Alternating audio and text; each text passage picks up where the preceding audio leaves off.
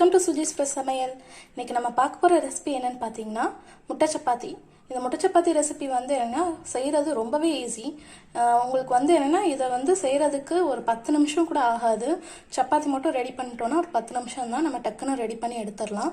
இதை நீங்கள் வந்து என்னென்னா லஞ்ச் பாக்ஸ்க்கோ இல்லை அப்படின்னா ஸ்நாக்ஸாவோ இல்லை அப்படின்னா ட்ராவலுக்கு போகும்போது கூட நீங்கள் இதை வந்து என்ன செஞ்சு எடுத்துகிட்டு போகலாம். இது வந்து ரொம்பவே நல்லாயிருக்கும். இதுக்கு வேறு எதுவுமே தேவையில்லை. இதுக்கு வந்து என்ன இந்த டொமேட்டோ சாஸ் மட்டுமே போதும். ஸோ நீங்கள் ட்ரை பண்ணி பாருங்கள். ட்ரை பண்ணி பார்த்துட்டு எப்படி இருக்குங்கிறத சொல்லுங்கள். என்னோடய வீடியோஸை பார்க்குறதுக்கு முன்னாடி ஸ்கிப் பண்ணாமல் பாருங்கள். வாங்க இது எப்படி பண்ணலாங்கிறத பார்த்துடலாம். இப்போ இதுக்கு தேவையான பொருட்கள் என்னென்னங்கிறது பார்த்துடலாம். கோதுமை மாவு, 3 முட்டை, ஒரு அரை வெங்காயம் வந்து என்ன குட்டி குட்டியாக நறுக்குனது, அரை தக்காளி அதே மாதிரி குட்டி குட்டியாக நறுக்குனது, 2 பச்சை மிளகாய் குட்டி குட்டியாக நறுக்குனது. நீங்கள் குழந்தைங்களுக்கு செய்கிறதா இருந்தால் இந்த பச்சை மிளகாயை வந்து என்ன அவாய்ட் பண்ணிடுங்க. கொத்தமல்லி கொஞ்சம், மிளகு சீரகத்தூள் வந்து என்னென்னா ஒரு டீஸ்பூன், அரை டீஸ்பூன்லேருந்து 1 டீஸ்பூன் வரைக்கும். அது மாதிரி மிளகாய் தூள் வந்து என்னென்னா ஒரு அரை டீஸ்பூன். உப்பு தேவையான அளவு. இந்த சப்பாத்திக்கு பிசைகிறதுக்கு தேவையான தண்ணி, இவ்வளவு தான் இதுக்கு தேவையான பொருட்கள். வாங்க இது இப்போ எப்படி பண்ணலாம் அப்படிங்கிறத பார்த்துடலாம். ஃபஸ்ட்டு இதுக்கு சப்பாத்தி மாவு பிசைஞ்சிடலாம். சப்பாத்தி மாவு பிசைகிறதுக்கு கொஞ்சமாக தண்ணி வச்சு அதில் கொஞ்சமாக உப்பு போட்டிருக்கு. உப்பை வந்து என்ன கொஞ்சம் லைட்டாக கரைச்சி விட்டுக்கோங்க. கரைச்சி விட்டு இப்போ அதில் லைட்டாக வந்து என்ன எண்ணெய் ஊற்றிக்கிறேன். இந்த எண்ணெய் வந்து அந்த சப்பாத்தி மாவுக்கு ஒரு சாஃப்ட்னஸ் வந்து என்ன கொடுக்கும். அதுக்கப்புறம் இதுக்கு மேலே வந்து என்ன நம்ம கோதுமை மாவு போட்டு பிசைய ஆரம்பிச்சிடலாம்.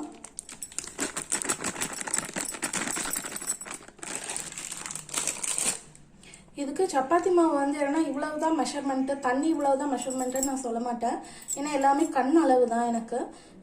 சப்பாத்தி மாவு பொறுத்த வரைக்கும் எனக்கு மெஷர்மெண்ட்டில் வந்து என்ன தெரியாது. இப்போ இந்த மாவு பார்த்தீங்கன்னா ஒரு 3 சப்பாத்திக்கு வந்து வரும். அதுதான் முதலே வந்து என்ன கொஞ்சமாக தண்ணி வந்து நம்ம சேர்த்துருந்தோம். இப்போ அந்த மாவு வந்து பிசைஞ்சிட்டு இப்போ இதுக்கு எவ்வளவு தண்ணி தேவைப்படுதோ அதை மட்டும் வந்து என்ன அதில் ஆட் பண்ணிக்கலாம்.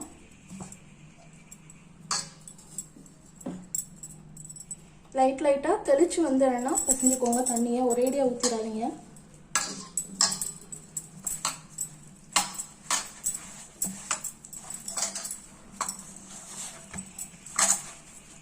உங்களுக்கு சப்பாத்தி மாவு சாஃப்டாக வரணும்னா நான் ஃபஸ்ட்டு வந்து என்னென்னா சேர்த்துருந்தேன்ல அது மாதிரி கொஞ்சமாக தண்ணி வச்சுட்டு அதில் உப்பு வந்து என்ன உங்களுக்கு எவ்வளோ தேவையோ சப்பாத்திக்கு அந்த உப்பு வந்து ஆட் பண்ணிக்கோங்க. ஆட் பண்ணிவிட்டு அதுக்கப்புறம் வந்து என்னென்னா அதில் எண்ணெய் வந்து சேர்த்துக்கோங்க.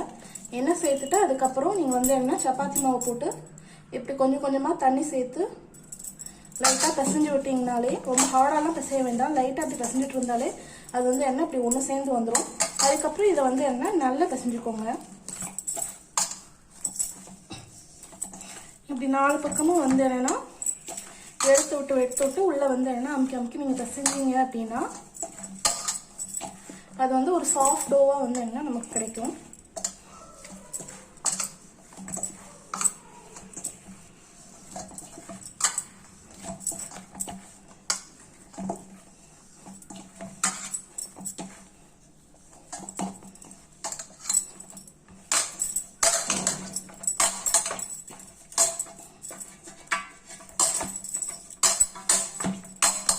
அவ்வளவுதான், நம்மளோட சப்பாத்தி டோ வந்து என்ன ரெடி பண்ணியாச்சு. இப்போ இதுக்கு மேலே லைட்டாக ஆயில் வந்து ப்ரஷ் பண்ணிக்கலாம். ஆயில் ப்ரஷ் பண்ணிவிட்டு இதை வந்து என்னென்னா ஒரு 20 மினிட்ஸ் வந்து என்னென்னா ஊற வச்சுருங்க.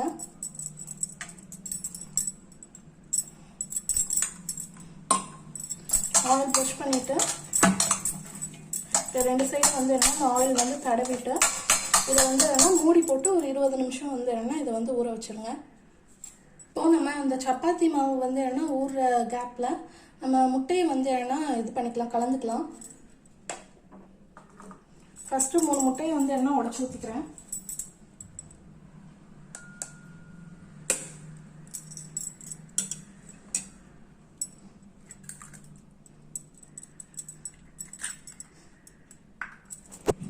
இப்போ 3 முட்டையை நான் வந்து என்ன சேர்த்துட்டேன். இதில் கொஞ்சமாக உப்பு வந்து என்ன ஆட் பண்ணிக்கிறேன். ஆட் பண்ணிவிட்டு இந்த முட்டையை வந்து என்ன நம்ம அடிச்சு விட்டுக்கலாம்.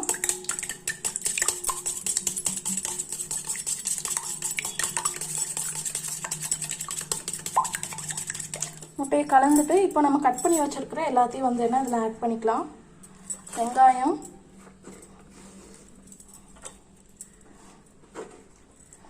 தக்காளி,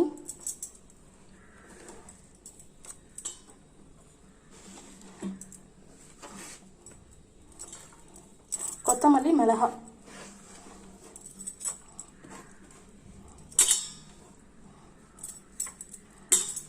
இப்போ நம்ம கட் பண்ணி வச்சுருங்க வெங்காயம், தக்காளி, பச்சை மிளகாய், கொத்தமல்லி எல்லாத்தையும் வந்து என்ன அதில் ஆட் பண்ணியாச்சு.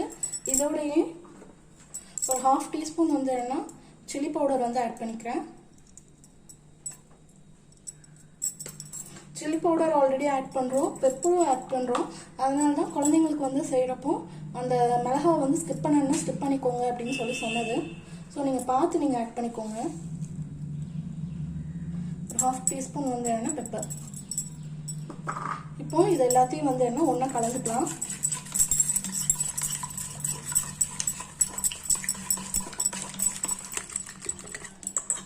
இப்போ இது ஒன்றா கலந்தாச்சு. இது ஒரு பக்கம் இருக்கட்டும். சப்பாத்தி வந்து என்ன ஊறினதுக்கப்புறம் சப்பாத்தி மாவு ஊறினதுக்கப்புறம் சப்பாத்தி வந்து என்ன தேய்க்க ஆரம்பிச்சிடலாம். இப்போ நம்ம சப்பாத்தி வந்து என்ன உருட்ட ஆரம்பிச்சிடலாம்.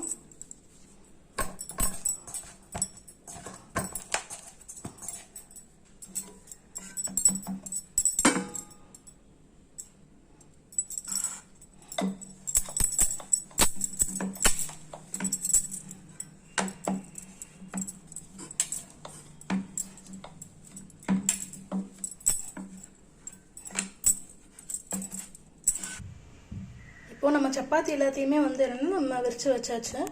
இதை வந்து என்ன கல்லில் போட்டு எடுக்க வேண்டியதுதான். இப்போ ஒரு சப்பாத்தியை கல்லில் போட்டாச்சுன்னா இப்போ அது வந்து என்ன ஒரு சைடு வந்து வேகட்டும். இன்னொரு சைடுக்கு லைட்டாக வந்து என்ன ஆயில் வந்து ப்ரஷ் பண்ணிக்கிறேன்.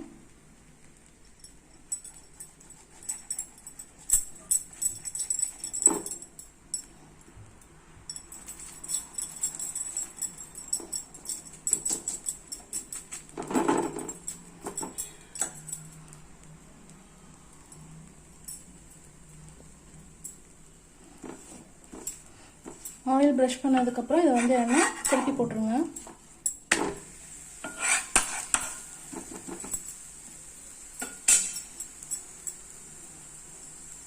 இதுலேயும் லைட்டாக வந்து என்ன ஆயில் வந்து ப்ரஷ் பண்ணிக்கிறேன்.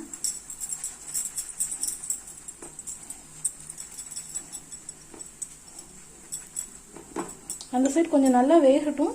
வெந்ததுக்கப்புறம் வந்து என்ன நம்ம முட்டையை ஊற்றி அதை ஸ்ப்ரெட் பண்ணிடலாம். இப்போ ஒரு சைடு ஓரளவுக்கு வெந்துருச்சு. திருப்பிடலாம். திருப்பிட்டு இப்போ இந்த சைடில் வந்து என்ன நம்ம கலந்து வச்சுருக்கிற இந்த முட்டை இது இருக்குல்ல, முட்டையை வந்து என்ன இதில் வந்து ஊற்றிட்டு ஒரு கரண்டி ஊற்றிட்டு அப்படியே இதில் வந்து என்ன ஃபுல்லாக இது பண்ணுற மாதிரி ஸ்ப்ரெட் ஆகிற மாதிரி வந்து என்ன ஸ்ப்ரெட் பண்ணி விட்ருங்க.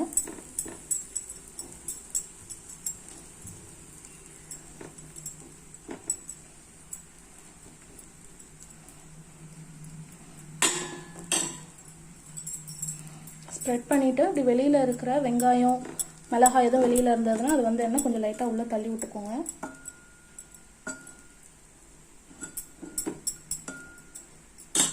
தள்ளி விட்டு இதில் லைட்டாக எண்ணெய் வந்து எண்ணெய் ஊற்றிக்கலாம்.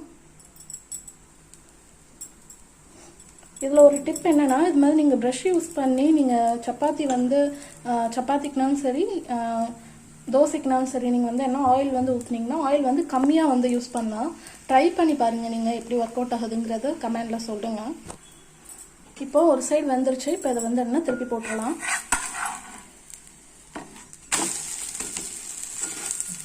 திருப்பி போட்டு அந்த சைடு வந்து என்ன வேகட்டும். வெந்ததுக்கப்புறம் நம்ம எடுத்துடலாம். இப்போ இன்னொரு சைடு வெந்துருச்சு. அவ்வளவுதான், நம்மளோட முட்டை சப்பாத்தி வந்து என்ன ரெடி ஆயிடுச்சு. இதே மாதிரி பேலன்ஸ் உள்ளதையும் வந்து நம்ம போட்டு எடுத்துடலாம்.